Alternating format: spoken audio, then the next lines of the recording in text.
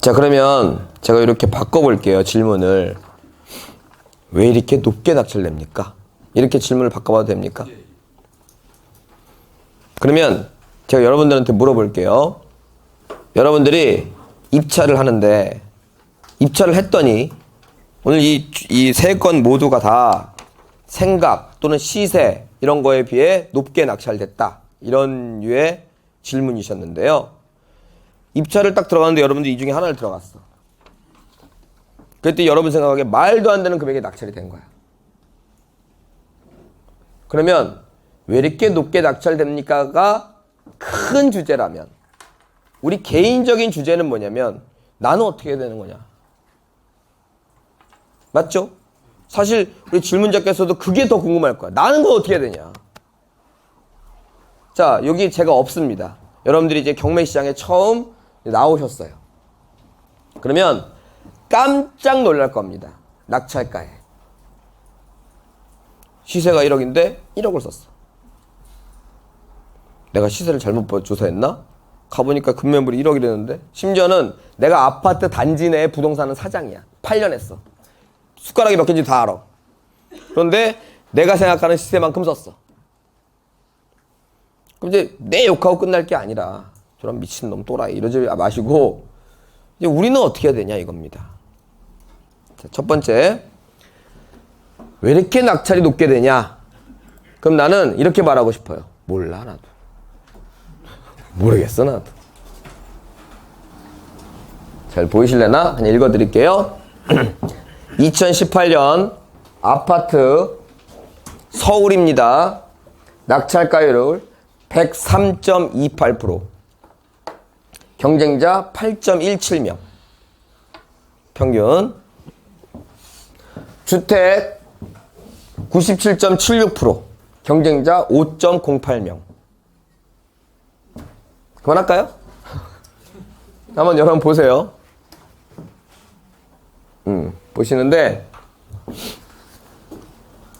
이거 구독선에 있는 거예요. 통계 눌러보면 서울뿐만 아니라 경기 뭐 이렇게 다 나와요. 이것만 봐서는 경매해도 돼요? 매매로 사지 뭐 경매를 해? 자, 제가 20년 됐습니다. 경매한 지가. 20년 전에도 이랬습니다.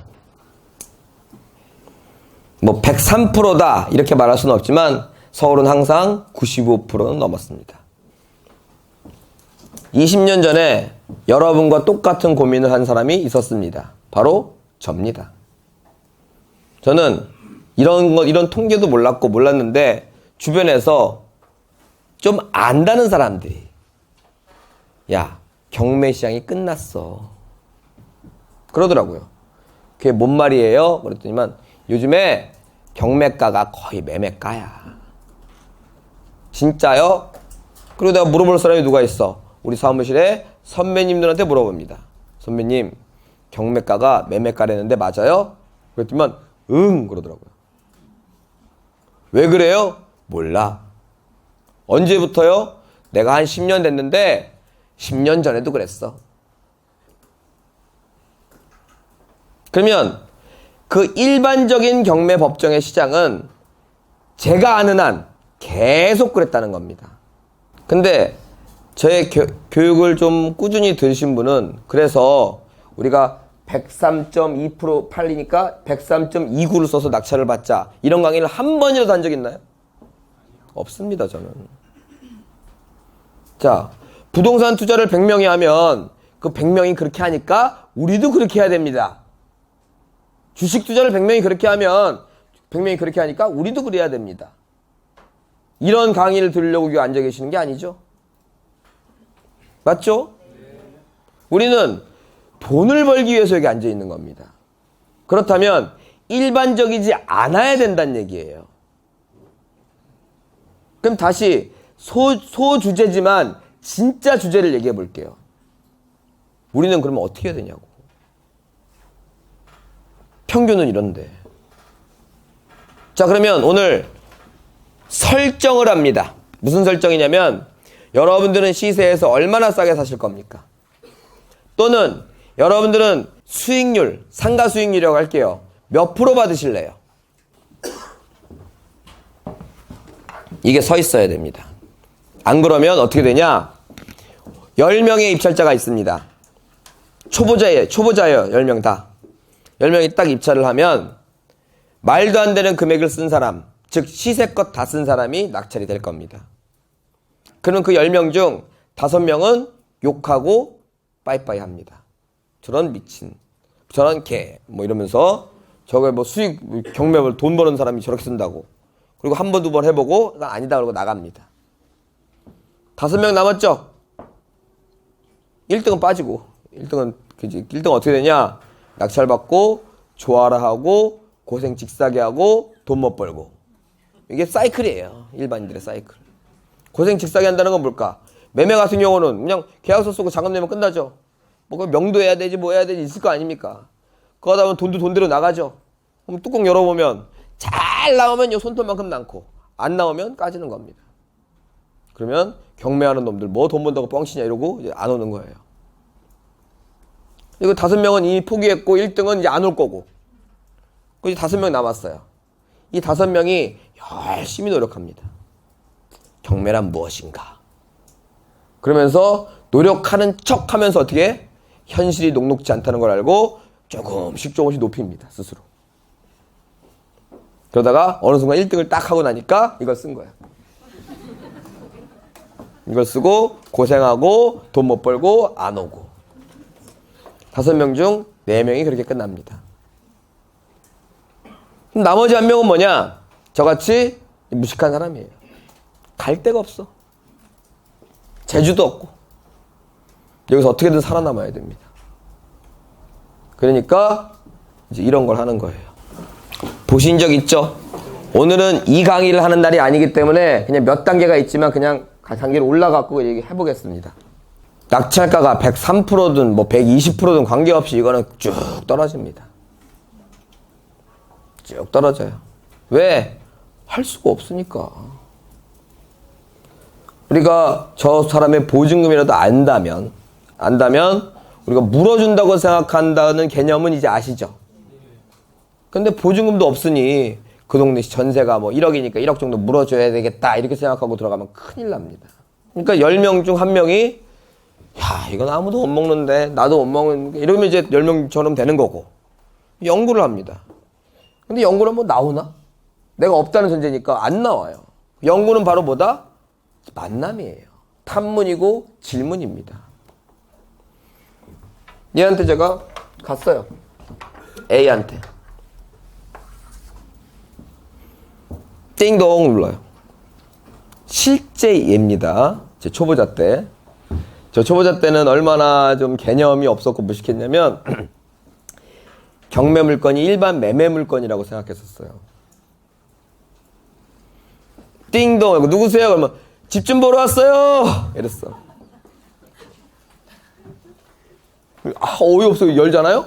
그럼 내가 안녕하세요. 그리고 신발 벗고 들어갔어. 거기 있는 점유자가 이러고 있다? 그러면 이제 딱 거기서 10초만 더 버티면 욕이 나올 판이야. 그런데 신기한 건 욕이 열에 9도 안 나와. 왜 그러냐? 그때 제가 지식이 요만큼 있었거든요. 지금의 여러분보다도 훨씬 없었던 시절이야. 그러니까 뭐냐면 선순위의 임차인은 배당 받아간다. 뭐 후순위는 못 받아간다. 뭐 소액 임차인이라는 게 있다. 우리나라는 이 정도 알 정도였어. 근데 딱 보고 뭘 이거 하나 갖고 와서 사장님 앉아보세요. 내가 좋은 거 알려드릴게. 딱 펴. 막 뭐 혼자 얘기를 하면 그 사람이 아는 것도 한 번 더 귀를 기울여요.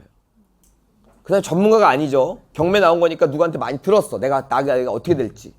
내가 와서 또 얘기를 하면 아는 걸 또 얘기한다 이렇게 말하는 사람이 한 명도 없고 들어요. 그럼 식탁에 자연스럽게 둘이 앉아있어. 막 얘기하면 그러다가 그럼 그때는 배당을 요구 종길이 없었기 때문에 언제든 해도 됐었어요. 그럼 오늘 배당을 하시면 배당도 받을 수 있어요. 소액도 받을 수 있어요. 그러면 그래? 근데 나는 법원을 가본 적이 한 번도 없거든? 네가 좀 해줄래? 근데 솔직히 나도 해본 적이 없어. 법원은 다녀도. 그럼 제가 한번 해볼게요. 하고 가갖고 갔더니 본인이 오래. 본인 데리고 오고 이랬었어 내가 경매 처음 할 때. 근데 조금 이제 만나고 다녔는데 그냥 간 거야. 나 이렇게 하고 돈을 못 벌겠더라고. 갔더니 A가 있어야 되잖아, 첫째. 주인은 B야. 아, B 여기 있네. C야. 주인이 살면 임차인 아니죠. 왜? 임차인의 3대 요건에는 점유가 필수니까. 혹시라도 안 사나. 그래서 딱 갔더니 띵동 하니까 누구세요? 그러더라고. 애야. 한 중학교 1학년? 뭐 부모님 계시니? 아니요. 잠깐만 볼래? 네. 안 계셔 아무도? 언제 들어오셔? 너 혹시 보증금 아니? 보증금이 뭐예요? 아니 그 전세 이런 거 있잖아. 모르는데요? 아 언제 들어오신다고? 알았어. 그럼 내가 그때 다시 올게. 칼레다가 아 잠깐만. 너 A라는 분 누군지 아니? 아 네. 우리 아빠예요. 그러더라고. 아 사는구나. 갔어요. 이제 아빠를 만나러 가야 될 거 아니야. 보증금을 알아야 되기 때문에. 갔어. 띵내가 누구세요? 또 그래. 부모님은 아직 안 오셨는데요. 보증금 뭐예요? 아 그래? 그럼 다시 와야 되겠네. 하다 가다가 잠깐만. 너 혹시 C라는 분도 아니? 네. 우리 엄마인데요. 자, 등기부상의 소유자 C. 그죠? 등기상에는 가족 나와요? 안 나와요? 안 나오죠? 소유자만 나오죠? 전입세대 열람의 A. 세대주만 나오지 세대원은 나오지 않습니다. 맞죠? 그러니까 이거를 아무리 컴퓨터 앞에서 두들기고 책상 앞에서 봐도 얘와 얘의 연관성은 전혀 없습니다. 근데 중학생 그 자제분을 만나니까 바로 부부라는 걸 알았죠. 이렇게 사소한 것부터 시작이 되는 겁니다. 그러니까 미상에 얼마를 물어줘야 될지 모르는 유령 같은 임차인이 아니라 그냥 주인이에요. 근데 입찰은 한 명, 뭐 60% 낙찰가. 자, 더 기술을 부려볼까요? 내가 기술을 계속 부리면 약간 사기꾼이라는 얘기를 해서 안 하려고 그러는데. 그리고 A를 이제 만나러 갑니다. 이제 끝났어요. 이제 다음 얘기야. A를 만나러 갔어. 당신 어저께 왔다면서? 네. 아니 애 혼자 있는데 뭐 문을 열어라 말아라 그랬다면서? 네. 보증금 얼마냐 물어봤다면서? 네. 뭐야? 당신이 원하든 뭐든 해드리겠습니다. 앉아보십시오. 당신은 지금 채무자입니다. 그치? 내 부인이 채무자야! 이런 말은 안 해요. 남편이. 이거 집을 날리냐 마냐 하는데 내가 이거를 반에 반값 정도면은 사드릴 수 있는데 하실래 마실래? 그럼 막 애 혼자 있다 막 이런 거 화가 다 끝났어요. 화가 죽었어. 그게 뭔데요? 아니면 뭐 이사 비용으로 한 2억 받아가실래? 200만 원도 아니고 2천만 원도 아니고 2억이요? 아니 원하는 걸 선택해. 아, 난 둘 다. 아 둘 다는 안 돼. 하나만 결정하세요. 대신 한 2달 놀아요. 2억 벌어줄 테니까. 자, 중간 건너뛰고 계약서를 3억짜리 아파트에 2억 5천 계약서를 씁니다. A 명의로. 외부인은 A가 남편인지 부인인지 그런 거 모릅니다.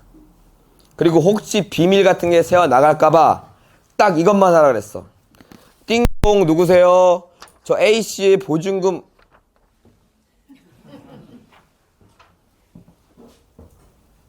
이거 뭐예요? 계약서 있으니까 알아서 해. 들어갑니다. 사실 이거는 우리가 공개적으로 할 말은 아니에요. 아 그런 일이 있었다가 아니라 그럴 수도 있다고 바꿀게.